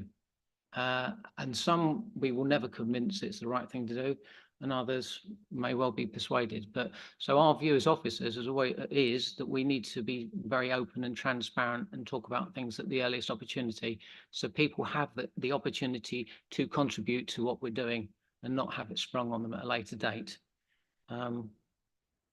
So one other question you asked was around what will we do with firefighters. We have experience of moving resource in a previous time. We had a fire station at Swaffham, Albeck. I don't know if people are aware of that. And we decided to renew the fire station at Burwell, and we effectively closed this station at Swaffham. And the reason we closed it was because, similar to these stations, we had very little availability at all, none in the day, and it was really hard to crew the pump. So what we did with all of the staff there, we offered the opportunity, if they wanted to move closer to Burwell, which is just up the road, we would then support them in doing that financially. For those who are eligible to join the fire and rescue service, as long as they're the whole time service, they'd need the qualifications. We would then enable them to go through a process to ensure that they are suitable to move into the whole time service. And there will be some that don't want to move, and then we'll support them. But clearly, they wouldn't be able to stay in the service, but they could potentially stay as some sort of resilience asset. And that, again, something that we're prepared to talk about. Because I think one thing I would say is our staff are really, really important to us. I don't want to lose anybody, you know. And ultimately, we've got people there who are extremely valuable and provide a fantastic service and put a lot of time and effort into doing it. So anything we can do to keep hold of those people, we absolutely would. You know, there are limits to what we can do. So I think that's sort of where we are, and those conversations will be had at the appropriate time. But I think it's important in this environment, which is a public environment, just to provide that reassurance. We're not looking to just shut a fire station and get rid of people. We're looking to see whether we can provide the service in a better way and use the people and equipment we've got in a better way within the confines of the budget we have, which, as we've explained, is extremely tight. I think I've also heard a suggestion that perhaps we ought to have a members briefing before, you know, too much time passes, so we can get a further update. I've got Councillor Smith, Slatter, Gowing and Hathorn. So Councillor Smith, did you raise your hand? No. Okay, sorry. Councillor Slatter. Thank you. I've learned a lot today. I didn't come with a pre-prepared speech or much background information other than what's been happening since I joined. And I've thought this is, and the slow realization that the fire service is like none other. There are no true comparisons you can make. I've been on the St. John ambulance, I've been a nurse. Those are not the same. When you have a first aid cover, you sit there and you may wish somebody had hurt themselves just a bit, but you're sitting there by arrangement. And you know, you know, that is a very different sort of setup to what we've got with the fire service. The AA is very different. I think everything's very different to fire service. This extraordinary combination of people giving up their time and not knowing whether it's going to be used, and a whole lot of equipment which has to be there and really ready to go. And so it seems to me that in that this really masterly number 3 that you do, the political and then social and economic, the redistribution of resources, we can't redistribute the people in terms of where they live. So inevitably, the denser areas of population are going to be subsidising the more scattered areas, the rural areas. That's classic of lots of local government issues, isn't it? Whether people are prepared to give up their time, they subsidise their neighbours. But the fire engines, the appliances, they can be redistributed and they can be put somewhere where they can be used more than the ones that are sitting in the garages and are hardly used, as I understand it. Yeah. So there's 2 different sorts of redistribution. Obviously, when it comes to people, obviously, we've got somebody who's really taken to firefighting, but they can't do it full time. But you've been dealing with them person to person. And then there's other people that were available, but they can go off and do something else. But I think the main thing is that people don't get the message that this is to save money. And I'm really quite surprised through you, Chair, that councillors have put that into the mix, because that is deeply, deeply unhelpful. In some ways, we should be saying, don't ask what the fire service could do for you, ask what you can do for it. And clearly some communities do step and punch above their weight in terms of their voluntary action. But it isn't a cost-cutting exercise. And even if it was, we'd have to do long explanations about, you know, how we do have to be quite careful with the money. But by all means, let's have another go at getting the volunteers, if that will make it more than an illusion that they have a fire station. But if people actually do realise that, yes, they've got that station, but they can't use it half the time because there's nobody to man it or woman it, then I think that will be quite a useful bit of public information. It's certainly new to me. And I think we need to do a lot of public education on this one.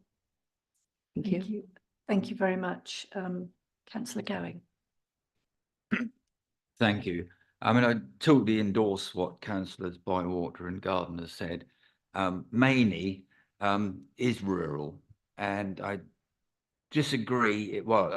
It is a short distance, but the amount of time it takes to get there is not easy. Chatteris could get to Sutton very quickly because of the network, but to go cross country to Mainey, either from March or Chatteris, is not an easy journey. It's not an easy journey by car. I think, I mean, there must be on-call firefighters signed up. But the fact is they're not always available. But I'm sure in an emergency they would. You know, they would turn up if there was something in an emergency.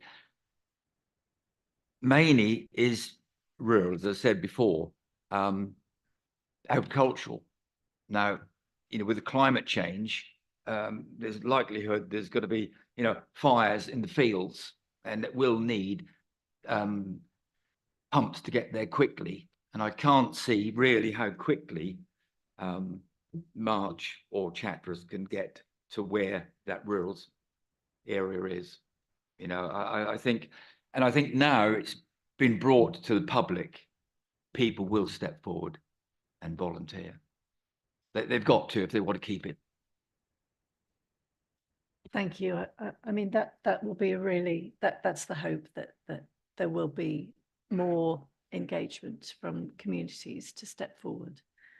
Councillor Hathorn and then Councillor Reynolds. Yeah, I mean, I think the real challenge here alongside the issue is the communication, as has been said, and it is a really complicated issue, and it's sort of getting through to complexity within almost the first paragraph. The way you talk about it is very, compelling you get the issue, but I can see if it's just a statement, fire station will close, that is going to be weird, you know, is very emotive for communities. Parish councils are always sort of on the ball, but they're also sometimes quite a small proportion of the community. So, but they do often have links to things like newsletters. So I think engaging with parish councils to try and find those extra routes into the community to try and make sure that the message, the fire service has some control of the message before the community sort of gets emotional is really key to this. And sort of the message that peace of mind isn't what it looks like. Having a fire station in your village may give you peace of mind, but if it isn't able to be operational, then that peace of mind is false. Actually, it's better to have something else that is operational. It's just a complicated issue, and I think this call out to the communities and getting them to sort of take some ownership of it. If you want, you know, this facility to be preserved, then actually people have got to step up to it and seeing what comes back from the communities. But yeah, getting the complicated nature of the issue out is real, and managing that is the real challenge here. And maybe again, like little videos are a way to go, you know, and if you can get the complexity of the issue out within 20 seconds, maybe even 10 seconds, then people start thinking about it differently. Thank you very much. I've got Councillor Reynolds, Councillor Dew, Councillor Gowing, a point to come back, and Councillor Jamil to round up. Thank you, Chairman. I was hoping to speak earlier because I'm trying to avoid repetition, so I'll do my best. It's a very imaginative and nebulous title of the report, and as the conversation's evolved, you can see why. Because it really seems to be about on-call recruitment and retention rather than anything else. I think that is the crux of the matter here. It said we didn't want to spring it on people. Well, I have to say it came as a surprise to myself, and it certainly set many hairs running, something we in the past have always strived to avoid. And I don't believe this is the right environment at the moment for these talks. Members could have been sounded out before this, and officers would have had a clear steer one way or another, but we are where we are. And I have to say, as a Conservative group, small as we are, we have an informal policy on not supporting any operational service reductions, however they're dressed. We have a good spread of community fire stations across the county, all of which have had their highs and lows from a crewing perspective over many years. Nothing stays still, it all changes. The recommendations in the report is to note and endorse. Well, there's no way I feel able to endorse, because endorsement implies approval, and I certainly don't approve at this stage. And looking to the future, not just Cambridgeshire, the UK has got huge problems in this area, and we can't just keep blundering on. And I'm not saying Cambridgeshire is blundering on, but the whole fire service in the UK, in my view, is. Everyone's facing these same problems. And I said many years ago, most people dismiss me as they do, but there's some great models in Europe and the USA where these sort of rural type, low population fire stations are crewed by volunteers, where the fire authority or their equivalent supply the premises and the equipment, and then the local community then take ownership of it. Yes, there's professional advice and training, but as a country, we cannot afford to continue with the model that we're working with at the moment. It's, as we're getting very good at reducing the amount of fire calls, which is absolutely great and shows how good we are at doing our job. But from a statistical point of view, the overall money spent on fire cover, it just doesn't add up. Let the communities take ownership of it. Now, that's a call into the wilderness, because that's not going to happen probably in my lifetime, but I dare say it will happen because it's going to have to happen. So I'm not prepared to note and endorse. I'll note it happily, but if we do have a vote on a matter, I'd like it to be recorded. Thank you. Thank you very much. Would you like to come back on that? I think it's an important, some important things you said there, Councillor. I think, and as you're aware, we actually have a volunteer fire and rescue service ourselves. Peterborough volunteers that work from Peterborough, and they provide a very good service, and they don't get paid for it. Part of the research we've had in terms of our recruitment and retention policy, we've looked at money, we've looked at other services. Lancashire, for example, have upped the amount of money that they pay their on-call staff significantly and have seen no benefit whatsoever. And the reason being, it comes back to the same point. It's about the density of population that live within 5 minutes of a fire station, and the changes in society that mean those people are less likely to want to commit the amount of hours that they need to, so that we can then provide a resource as a fire and rescue service. So it's a circular argument. So I think if that was a route that we could take, I think it would be a route that we would certainly consider, because from the public's perspective, I think that would be a very beneficial for them from a financial perspective. The reality is, for us, it's not so much about money, it's just about people's lifestyles and their ability to commit. So those who do go above and beyond to provide. I mean, it was mentioned about Kimbolton, fantastic last year. And the fact that at Kimbolton, I think there's 7 people. And if you equate them to people doing 80 hours a week, that takes it down to about 5. And we need about 15. It does show the amount of commitment they're putting in. But they can't do it all the time, which is why when you look at the stats, they're not available very much at all. Same goes with the other 2 stations as well. And we have problems across the whole service. Thank you. I've got councillors Dew, Gowing and Jamil. Thank you very much, Chair. Yeah, as a new member here, I find this particular item fascinating, as I have all the others that have come in. I mean, one of the things that is very obvious is that the fire service is committed to providing the best service it can, and I think we'd all agree with that. Also, that local members are committed to try and support their local communities, and it may well be that the messages it's got out isn't coming forward in the right way. But actually, I think we do need to have these conversations with our communities, and they do need to be involved.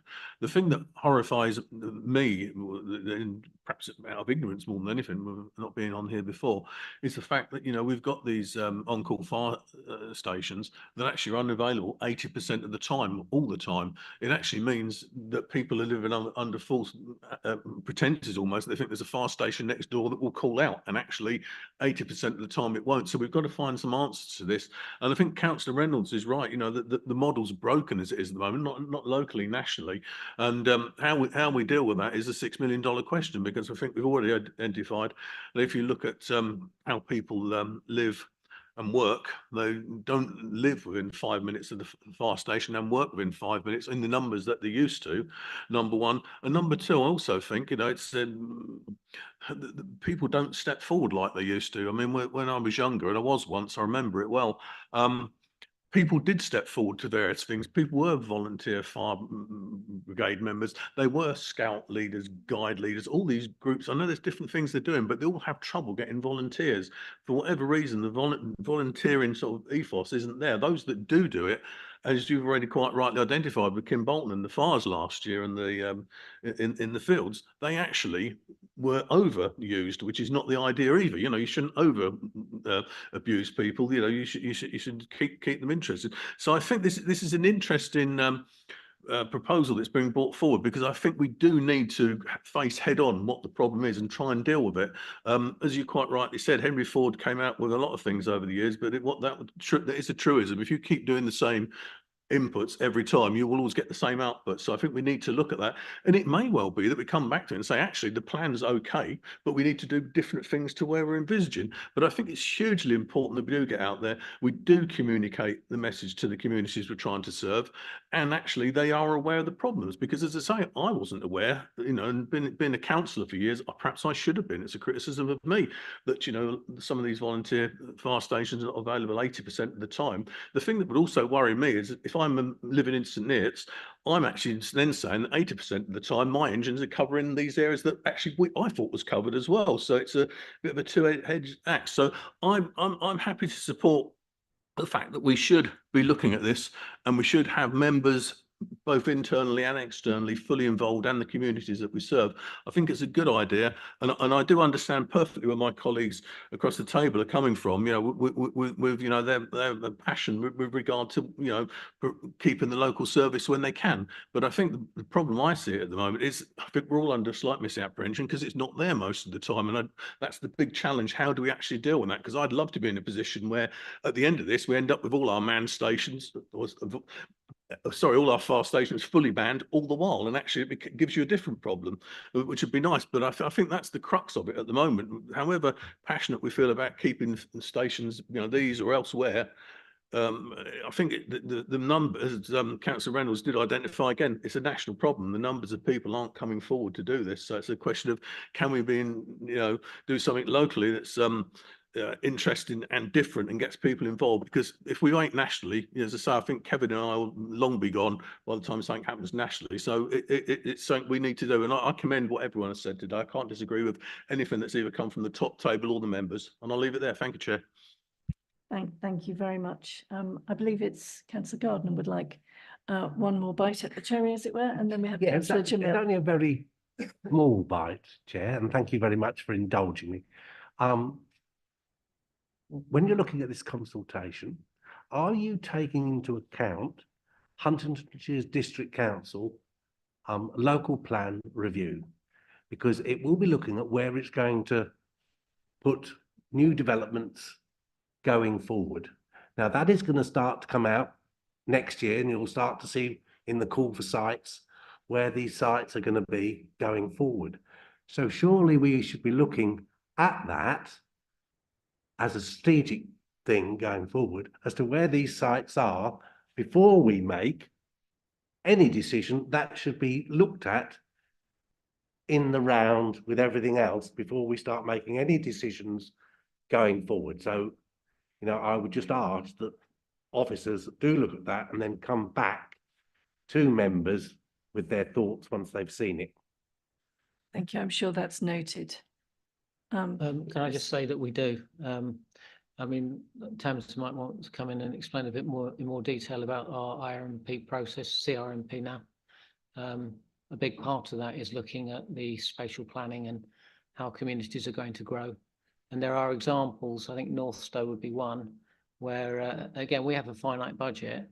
So when Northstowe was proposed and started to be built, what we didn't push for was a fire station, because we knew we wouldn't be able to support a fire station. But what we did push for was the developers to put in things like sprinklers to reduce the risk. So, you know, as a service, and Matt alluded to it earlier, you know, we get increasing amounts of money every year from increasing numbers of housing, and that goes to keep our heads above water. It doesn't go to increasing the level of service that we're able to provide. I don't know if you want to add anything to that, Tam. No, I think you've covered it. I think it's something we look at continually where those developments are going to be, and we've got modelling tools where we look at what the impact of response standards would be and those kind of things. So I think we do keep abreast of that information. So thank you. Thank you very much. But yes, the point is absolutely registered. I've got Councillor Taylor and then concluding with Councillor Jamil. Thank you, Chair. I think I won't be able to endorse the content, although I see the content as very pragmatic. I do. I will note it, and what I would like to see is on our next meeting, or whenever this is going to come to us again, to see the review of our communities and understand that, and the reports that I hope that we will receive will contain all the information, the data from what our members have said today, because we're kind of stabbing in the dark today. I understand it's not an in-depth report, but it's very hard to have a debate on something where you haven't got the full contents of the data in front of you. So I will be noting it, but I will not be endorsing it. Thank you. I appreciate the comments. Councillor Jamil. Thank you, Chair. Like Councillor Reynolds has said, you know, we need a root and branch wholesale look at the way we do firefighting. And I think the problem that we've got with this and what's going on is our population is growing so much. And what I won't want to do is close something today and that we may need later on. So it's something when we consult, we're going to have to bear in mind. Now, after saying that, the population is growing, yet we're struggling to find people to man these appliances. And that is sad. You know, 10 years ago, 20 years ago, you may not have had the same situation.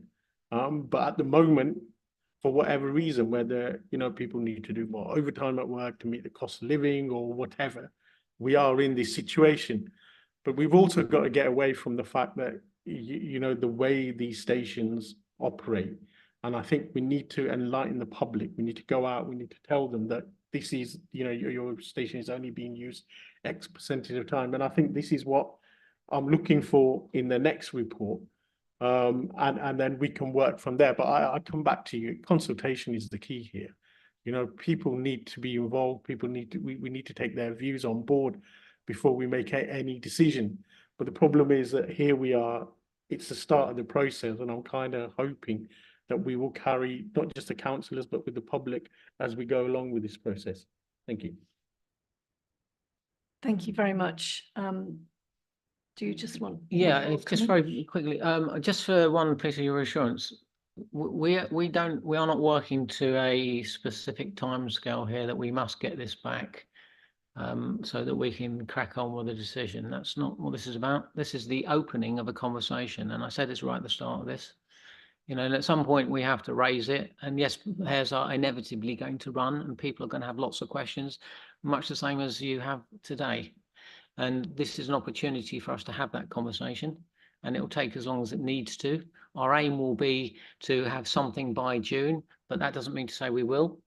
It will depend on the conversations that we have and how long they take.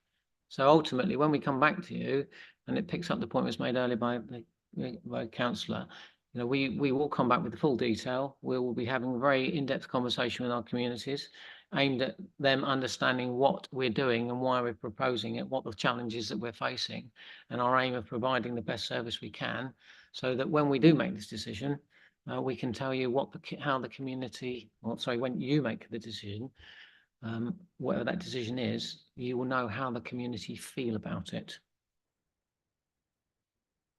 Thank you very much. Members, thank you so much for a really full and engaging debate. The feedback and the comments are really welcome and are noted and will be taken on board absolutely. It is a challenging conversation, but it's really important that we've had it and have started this process. I have no idea what the outcome will be because it's open at this point. There's still a lot of work to be done on the process and feedback. And as Councillor Reynolds has pointed out, you know, things can change. So let's look forward very much to receiving further information and eventually options and a decision point. But thank you very much. I'm conscious of time. We haven't had our statutory break after 2 hours. It has gone past that point. What I would like to do is ask your indulgence, please, to indicate if you have any objections or questions about items 13, 14 and 15, appointments to committees and outside bodies, public minutes of the Policy and Resources Committee, or the Overview and Scrutiny Committee minutes, because if so, we can take them as read. And perhaps I should have said, I see that for the item that we've just had asked most of our afternoon on, that we are noting this. It's not noting and endorse, it's noting. I see that everyone is content, if that's the right word, not necessarily happy, but content to note that this work is ongoing at this stage. Any comments about items 13 through 15? We take them as approved.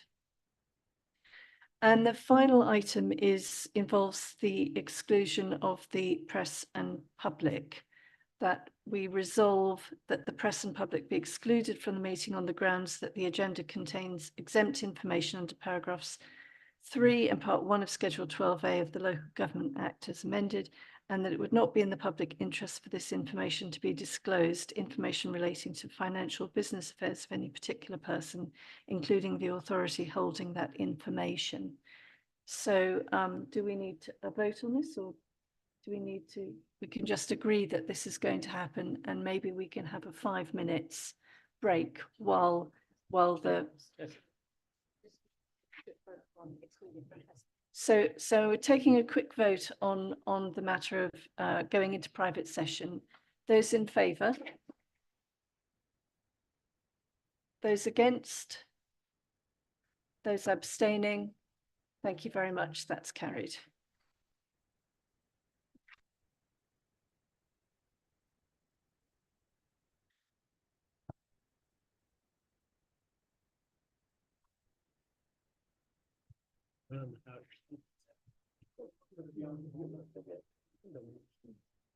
Interesting that the newest